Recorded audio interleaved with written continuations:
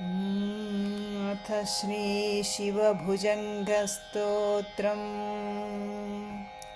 गलद्दानकण्डं मिलद्भृङ्गषण्डं चलच्चारुषुण्डं जगत्त्राणशौण्डम्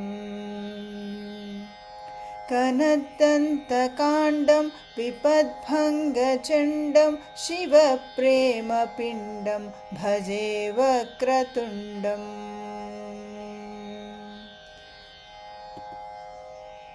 अनाद्यन्तमाद्यं परं तत्त्वमर्थं चिदाकारमेकं तुरीयं त्वमेयम् हरिब्रह्ममृग्यं परब्रह्मरूपं मनोवागतीतं महशैवमीडे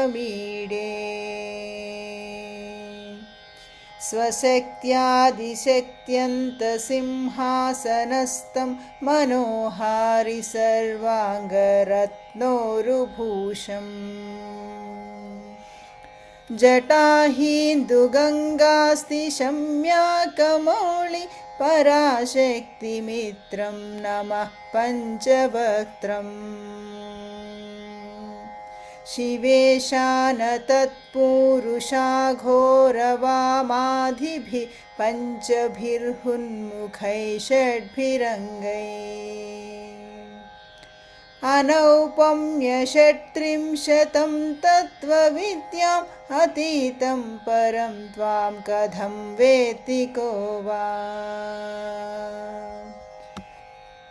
प्रवाळ प्रवाह प्रभाषोणमर्धं मरुत्वन्मणि श्रीमहश्याममर्धम् गुणस्यूतमेतद्वपुषैवमन्त स्मरामि स्मरापत्तिसम्पत्तिहेतो स्वसेवा समायात देवासुरेन्द्र नमन्मौळिमन्दारमालाभिषिक्तम् नमस्यामि शम्भो पदाम्भोरुहं ते भवाम्भोधिपोतं भवानी विभाव्यम् जगन्नाथ मन्नाथ गौरीसनाथ प्रपन्नानुकम्पिन् विपन्नार्तिहारिन् महस्तोममूर्ते समस्तैकबन्धो नमस्ते नमस्ते पुनस्ते नमोऽस्तु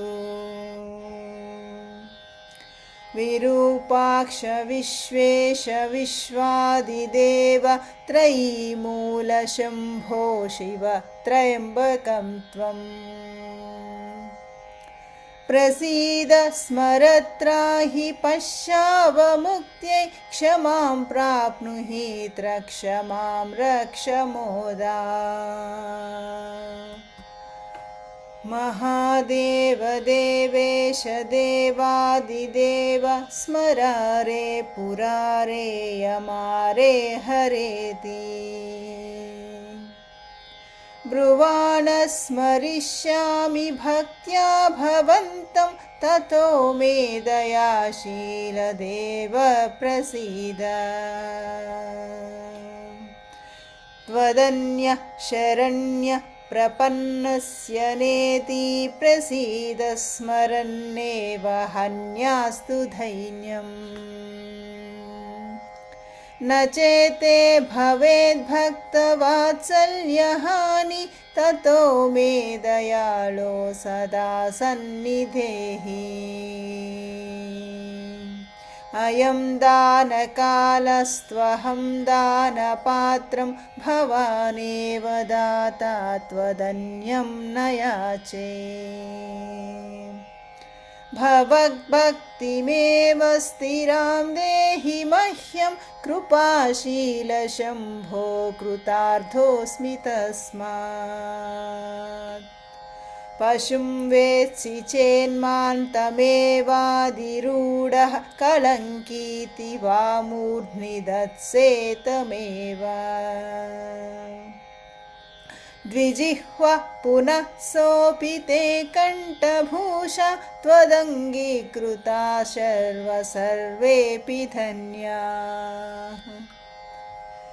स न शक्नोमि कर्तुं परद्रोहलेशं कथं प्रीयसे त्वं न जाने गिरीश तदा हि प्रसन्नोऽसि कस्यापि कान्त सुतद्रोहिणो वा पितृद्रोहिणो वा स्तुतिञ्झानमर्चां यथावद्विधातुं भजन्नप्यजानन् महेशावलम्बे त्रसन्तं सुतं त्रातुमग्रे मृकण्डो यमप्राणनिर्वापणं त्वत्पदाब्जम् शिरोदृष्टिहृद्रोगशूलः प्रमेह ज्वरार्शो जरायक्ष्महिक्का विषार्तान् त्वमाद्यो भिषग्भेषजं भस्म शम्भो त्वमुल्लाघयास्मान् वपुर्लाघवाय दरिद्रोऽस्मि भद्रोऽस्मि भग्नोऽस्मि दूये विषन्नोऽस्मि सन्नोऽस्मि खिन्नोऽस्मि चाहम् भवान् प्राणिनामन्तरात्मासि शम्भो ममाधिं न वेत्सि प्रभो रक्ष मां त्वम् त्वदक्ष्ण्यो कटाक्ष प्रतेच्चक्ष क्षणं क्ष्मा च लक्ष्मी स्वयं तं वृणाते किरीट स्फुरच्छामरच्छत्रमाला कलाची गजक्षौमभूषा विशेषैः भवान्यै भवायापि मात्रे च पित्रे मृडान्यै मृडायाप्यघग्नै मखग्ने शिवाङ्ग्यै शिवाङ्गाय कुर्मः शिवायै शिवायाम्बिकायै नमस्त्रम्बकाय भवद्गौरवं मल्लघत्वं विदित्वा प्रभो रक्ष कारुण्यदृष्टानुगं माम् शिवात्मानुभावस्तु तावक्षमोऽहं स्वशक्त्या कृतं मे पराधं क्षमस्व यदा कर्णरन्ध्रं व्रजेत्कालवाह द्विषत्कण्ठघण्टागणात्कारनादः वृषादीशमारुह्य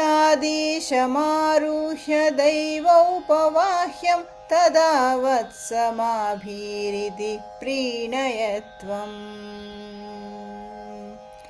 यदा दारुणाभाषणाभीषणा मे भविष्यन्त्युपान्ते कृतान्तस्य दूता तदा मन्मनस्वत्पदाम्भोरुहस्तं कथं निश्चलं स्वान्नमस्तेऽस्तु शम्भो यदा दुर्निवारव्यधोऽहं शयानो लुठन्नि श्वसन्नि श्रुता व्यक्तवाणिः तदा जह्नुकन्या जलालङ्कृतं ते जटामण्डलं मन्मनो मन्दिरे स्यात् यदा पुत्रमित्रादयो मत्सकाशे रुदन्त्यस्यः कीदृशीयं दशेति तदा देवदेवेश गौरीश शम्भो नमस्ते शिवाये च जस्रं ब्रवाणि यदा पश्यतां मामसौ वेत्ति नास्मान् अयं श्वास एवेति वाचो भवेयुः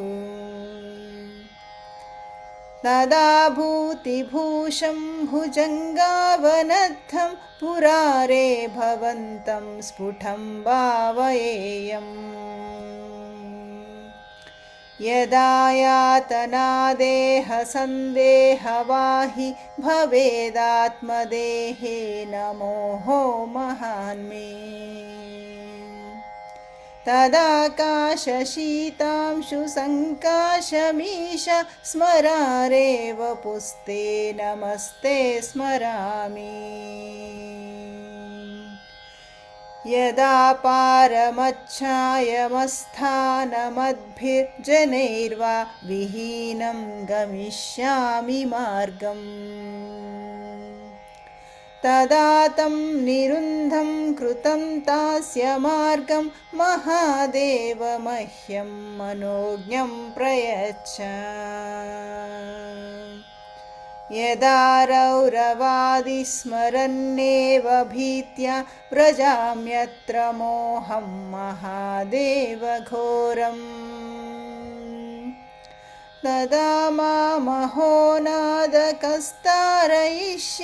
अनाथं पराधीनमर्धेन्दुमौळे यदा श्वेतपत्रायतालङ्घ्य शक्ते कृतान्ताद्भयं भक्तवात्सल्यभावा तदा पाहि मां पार्वती वल्लभान्यं न पश्यामि पातारमेतादृशं मे इदानीं मृतिर्मे भवित्री अहो सन्ततं चिन्तया पीडितोऽस्मि कथं नाम माभूनृतौ भीतिरेषा नमस्ते गतीनां गते नीलकण्ठ अमर्यादमेवाहमाबालवृद्धं हरन्तं कृतान्तं समीक्षास्मि भीतः मृतौ तावकाङ्ग्रब्ज दिव्यप्रसादात् भवानीपते निर्भयोऽहं भवानी जराजन्मगर्भादिवासादिदुःखान् असह्यानि जह्यां जगन्नाथदेवा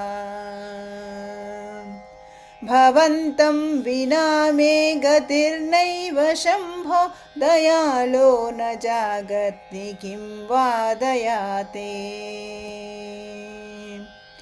शिवायेति शब्दो नमः पूर्व एष स्मरन्मुक्तिकृन्मृत्युहा तत्त्ववाची महेशानमागान्मनस्तो वचस्त सदा मह्यमेतत्प्रदानं प्रयच्छ त्वमप्यम्ब मां पश्य शीतांशुमौलि प्रिये भेषजं त्वं भवव्याधिशान्तौ बहुक्लेशभाजं पदाम्भोजपोते भवाब्धौ निमग्नं नयस्वाज्यपारम् अनुज्जल्ललाटाक्षि वह्निप्ररोहैरवामस्फुरच्चारुवामोरुशोभै अनङ्गभ्रमद्भोगिभूषा विशेषै अचन्द्रार्धचूडैरलं दैवतैर्नः अकण्ठे कलङ्कादनङ्गे भुजङ्गा अपानौ कपालादपालेन लाक्षात् अमौलौ शशाङ्कादवामे कलत्रात् अहं देवमन्यं न मन्ये न मन्ये महादेव शम्भो गिरीश त्रिशूलि त्वदीयं समस्तं विभातीति यस्मात् शिवादन्यथा दैवतं नाभिजाने शिवोऽहं शिवोऽहं शिवोऽहं शिवोऽहम् यतो जायतेदं प्रपञ्चं विचित्रं स्थितिं याति यस्मिन् यदेकान्तमन्ते सकर्मादिहीन स्वयं ज्योतिरात्मा शिवोऽहं शिवोऽहं शिवोऽहं शिवोऽहम् किरीटे निशेषो ललाटे हुताशो भुजे भोगिराजो गले कालिमा च तनौ कामिनी यस्य तत्तुल्यदेवं न जाने न जाने न जाने न जाने अनेन स्तवेनादरादम्बिकेशं परां भक्तिमासाद्ययं येन मन्ति मृतौ निर्भयास्ते जनास्तं भजन्ते हृदं भोजमज्जे सदा शीलमीशम् भुजङ्गः प्रिया कल्पशम्भो मयैवं भुजङ्गप्रयातेन वृत्तेन क्लृप्तम्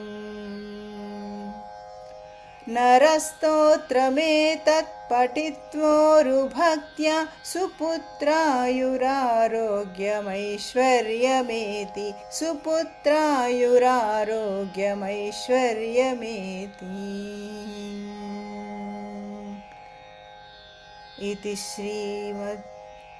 शङ्कराचार्य विरचित श्री शिवभुजङ्गस्तोत्रम्।